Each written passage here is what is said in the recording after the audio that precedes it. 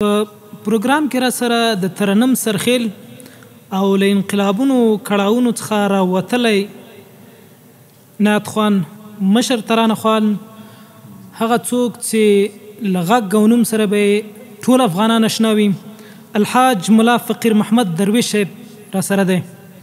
درویش صاحب نیکمرغه کوچنی اختر مو مبارک شه او په دې ځانګړي پروګرام کې درته ډېر زیات ښه راغلاست وایو. الله خوشحال محترم ډاکټر صاحب، زه هم په خپل وار سره د العصر انجمن ادبي او فرهنګي مایک له لارې اول د امارت محترم مشرتابه او بیا ټولو منصوبینو او ټولو هیوادوالو ته د کوچني اختر مبارکي وایم. الله تعالی د ټولو کوچني اختر مبارک کړي. الله تعالی دې ټولو ته خیر ورپېښي، خدای دې وکړي چې دغه اختر په خیر تیر شي، نو کامیاب اوسئ. الله دې اجر درکړي. ډېره مننه هر کله راسئ. حاجي صاحب د لومړۍ پوښتنې په توګه به دا درڅخه وپوښتو، ترانه خواني مو څنګه شروع کړه او څه باعث و چې دې فن ته یې وهڅولی؟ دا خو محترم ډاکټر صاحب ما یقینا په څه مرکو کې مخکې هم دا خبره یاده کړې ده. نو تقریبا په 1948 کې کله چې کمونستان ورور را څرګند شول، په دې وخت کې زه ډېر کوچنی وم، عمر مې داسې 15-16 کاله و. نو په دې وخت کې بیا د کمونستان خپلو شاګردانو ته به یې دا خپله کمونستي او دهري عقیده ورښودله. که چاته به ویل چې الله نشته، کوم شی چې په سترګو نه لیدل کېږي، په لاس نه لمس کېږي، دغه شی وجود نه لري، دا هسې نعوذ بالله دروغ دي. نو الله هم نشته.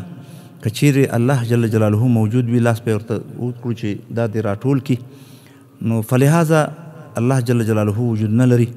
بهرحال نو دا خبرې چې علماو واورېدې، نو دغه علماو به د دوی په مقابل کې جلسې کولې، عام خلک به یې پویول.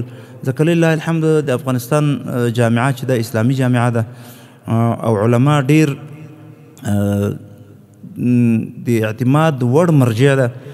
نو علماو به دا خلک پویول چې ګورئ دا عقیده باطله عقیده ده او دا خلک تاسې د خپل پلرونو او ورونو دا خلک هغه ته مه پرېږدئ دې عقیدې ته او تاسې منع کوئ د دې خبرو نه.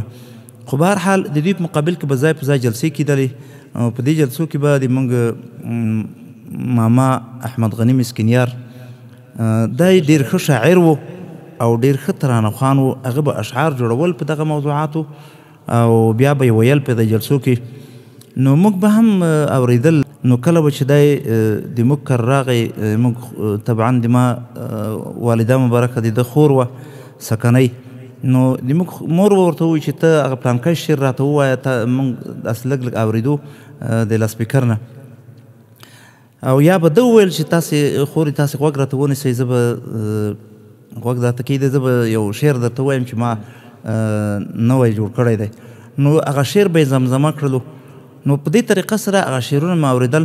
د موږ والد صاحب او د موږ ماما احمد غني مسکینیار شهید شوی دی په سنګر کې. نو بهرحال دواړه نشته. نو دوی به موږ ته ویل چې تاسې دعا کوئ، موږ د دې مظاهرې مخې ته ورځو.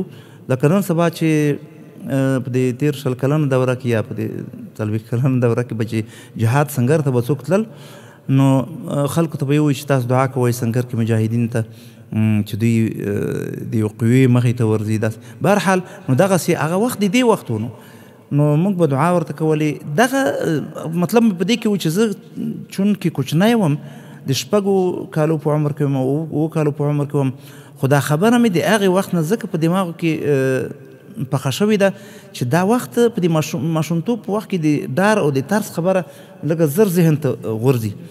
نو دوی به موږ ته ویل چې تاسو موږ ته دعا کوئ، داسې کیدای شي په دې کې اخو ډب راشي، کیدای شي شهادت راشي پکې. نو د دې وجې نه موږ به دوی ته دعا کولې. دغه وخت و چې موږ به ترانې اورېدې. ورو ورو بیا وروسته په 1950 کال کې، وروسته مقصد په 250 کې غالبا چې داود کودتا وکړه، 1952 کې، بیا په 52 کې کمونستانو کودتا وکړله چې داود شهید کړو او عملا کمونستانو قدرت ترلاسه کړلو نو په دې وخت کې ډېر خلک هجرت ته لاړل. دغه ترانې چې وې وروسته په دې وخت کې ما خپله شروع کړي. اول خو په دې وخت کې په 1955 کې ما په سپیکر کې ترانې شروع کړي دي. نو په دې وخت کې خو موږ نعتونه ویل ځکه چې په داخل د افغانستان کې وو. بیا هم په 1958 کې موږ هجرت وکړو یو کال وروسته. نو هغلته مې بیا جهادي سنګرونو کې په جلسو کې دلته مې بیا جهادي شعرونه هم ویل، هغه علني شروع کړل. نو دغه هغه و چې ما د خپل ماما نه الحمدلله هغه الهام واخیستو او بیا په دې ډګر کې لله الحمد الله جل جلاله